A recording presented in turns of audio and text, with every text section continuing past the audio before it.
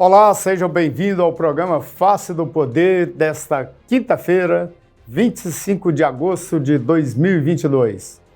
Hoje recebemos o consultor em comunicação, marketing político, cientista social, antropólogo e pesquisador Caio Maranelli. Seja bem-vindo, Caio, é um prazer tê-lo conosco novamente. Prazer é meu, Silvestre, o prazer é meu estar aqui com vocês, participando e podendo contribuir aqui com o debate democrático no nosso país, através aqui do canal de vocês. Ok. Bom, Caio, como o assunto não poderia deixar de ser pesquisas. As pesquisas eleitorais sempre foram um instrumento para abrir, ou pelo menos começar a intenção ou entender a intenção de votos de um candidato, seja para o executivo ou legislativo. Mas ultimamente virou uma celeuma, uma ferramenta para o bem ou o mal, dependendo de que lado se encontra o candidato avaliado. Minha pergunta pesquisa pode mudar a opinião do eleitor? Olha, Silvestre, tem uma história, né? A pesquisa de opinião tem uma história que remonta aí desde 1922. Desde lá para cá, a gente tem estudado bastante, existe muita produção de conteúdo científico e intelectual sobre a aplicação de pesquisa e a divulgação de pesquisas de opinião em vários ambientes, sejam eles políticos, eleitorais ou de opiniões ou momentos sociais importantes de decisão. Existem pelo menos três grandes ou três importantes fenômenos que a gente chama que poderiam influenciar, que são gerados a partir da divulgação de pesquisa. Primeiro fenômeno, e não tão em ordem de grandeza, ok? São fenômenos próprios, assim, eles não existe como medir a grandeza desses fenômenos. Mas um deles é o bandwagon, que seria o Maria vai com as outras, votar em quem está em primeiro. O outro deles é o underdog, que seria votar em quem está em último, para não deixar de votar. E, por fim, uma coisa que a gente usa bastante no Brasil, e há uma biografia mais extensa, em especial no Brasil, o voto útil, né, que é votar naquele que está em segundo lugar para não deixar o primeiro vencer. Então isso aconteceu em muitos momentos, a gente pode falar em especial no estado de São Paulo, a eleição do Covas foi uma eleição que teve muito do voto útil, quando candidatou-se Covas, Maluf e Suplicy, quando o PT, a massa do PT, acabou votando no Covas para não eleger o Maluf.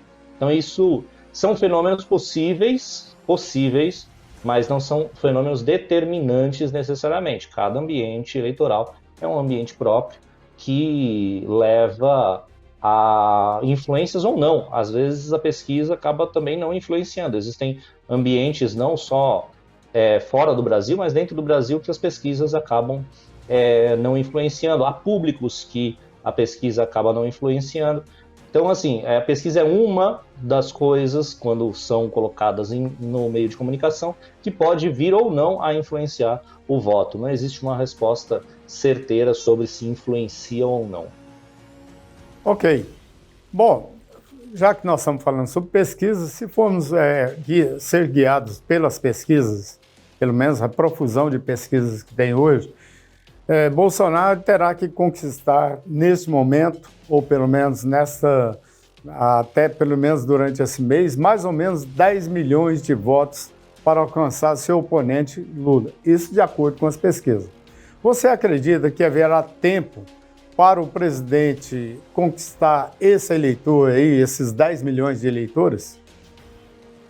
Alisson, há possibilidades do atual presidente ganhar.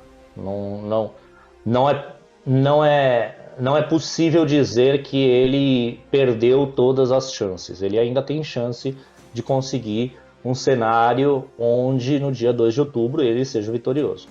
Mas, de verdade, o favorito é o ex-presidente Lula.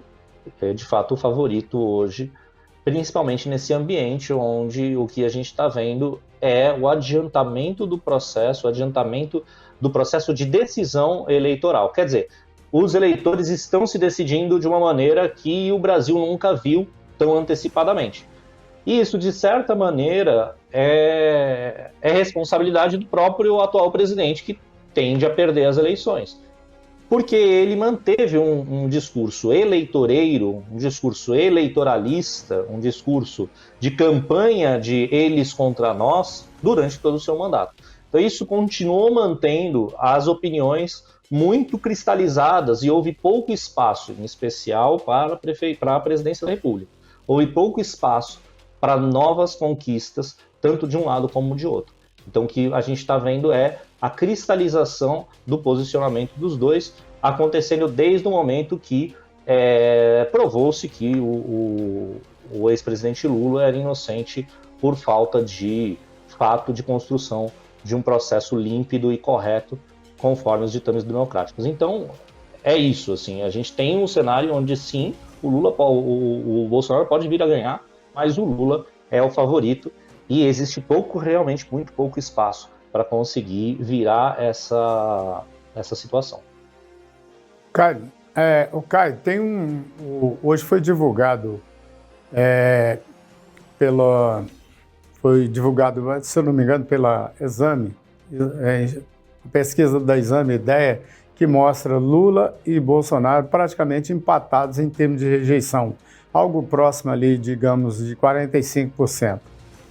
Essa rejeição dos dois candidatos mais ou menos próximos, você acredita que os eleitores tendem a votar ou para o Lula ou para Bolsonaro, já que esse número é muito grande, mas dá para a gente fazer uma aposta assim, numa vitória do Lula ou do Bolsonaro, considerando que esse número de rejeição dos dois está empatado?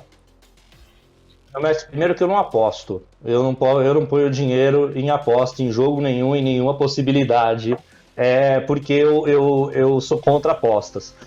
Então eu não aposto em ninguém. Eu diria que existe de fato uma possibilidade grande, conforme o cenário está se mostrando, do Lula ganhar.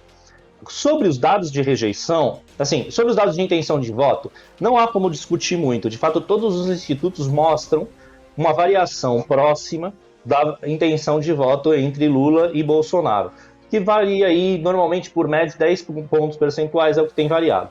E foi feito um estudo agora faz pouco tempo, mostrando que, na realidade, o Lula está em ascensão, juntando todos esses processos e ponderando todos esses processos de investigação que têm acontecido no Brasil, antes da divulgação dessa pesquisa de hoje, da ideia. No começo do mês, a BTG Pactual apresentou, a BTG do Banco Pactual apresentou uma pesquisa mostrando a rejeição do Bolsonaro acima de 50%, a rejeição do Lula abaixo da rejeição do Ciro.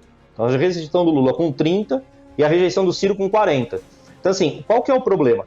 Em relação à intenção de voto, realmente todos os institutos estão fazendo com a mesma metodologia, a mesma pergunta, a mesma forma de captação de dados praticamente. Já em relação à rejeição, é preciso ver, porque cada instituto de pesquisa está fazendo uma pergunta de rejeição de uma forma independente. Então isso faz com que a gente não tenha certeza nem segurança de como a gente pode interpretar esses dados de rejeição. A gente sabe que os dados de rejeição ao governo são dados que margeiam 50%, isso porque, independente da forma como você tem perguntado, essa rejeição tem se mantido estável, perto dos 50% sempre, a rejeição do Bolsonaro. Já a rejeição do Lula está variando muito em relação a um instituto e outro. Então é preciso dar uma ajustada nisso. Agora, claro, são dois candidatos que juntam, que agregam muita questão. O que pode acontecer no limite se você tem um público que não vota nenhum nem outro, esse público acaba desanimando de participar das eleições. Uma última pergunta, Caio, já que a gente está falando aí rejeição, uma pergunta interessante que já me fizeram aí nas ruas, no encontro com as pessoas comuns em reuniões, faz a seguinte pergunta: por que os números das pesquisas nacionais diferem tanto dos prospectados pelos pesquisadores locais? Tem que verificar, na realidade, quais são os tipos de metodologia e as amostras que estão sendo aplicadas entre uns e outros institutos. Os institutos de nível nacional, Vox, Populi, o antigo IBOP, o Instituto Lavaredo, IPESP, essas empresas que estão acompanhando o processo eleitoral desde agora, há uns 2, 3 anos, essas empresas são muito mais confiáveis porque estabeleceram metodologia e estão criando um histórico de dados e de consciência sobre o processo de captação de dados. Então, assim, é preciso verificar de quais casos a gente está falando e de que tipo de dado a gente está divergente aí, comentando em termos de divergência. Óbvio, as pesquisas mais locais, elas supostamente tendem a chegar em mais municípios, mas elas também podem incorrer em viés importantes para um lado ou para outro, dependendo de quem está coletando e aonde está coletando. Já os institutos maiores buscam justamente evitar esses efeitos viés que tem a ver com o local ou o tipo de população que eles estão entrevistando. Ok, bom, chegamos ao final aí. Obrigado, Caio, pelos esclarecimentos. Até uma próxima oportunidade. E vamos estar sempre aqui atento e, de vez em quando, está aí, ligando. Caio, nos atenda, conversar com o nosso público. Muito obrigado pela gentileza. Às ordens sempre, meu mestre. Um grande abraço para você, para a equipe e para todos que estão nos assistindo. Obrigado pela audiência e até a próxima entrevista. Não se esqueça de deixar o seu gostei ou não gostei. Sua participação é muito importante para o canal Hoje News. Acesse também nosso portal hoje.com, no Facebook e no Instagram. Até!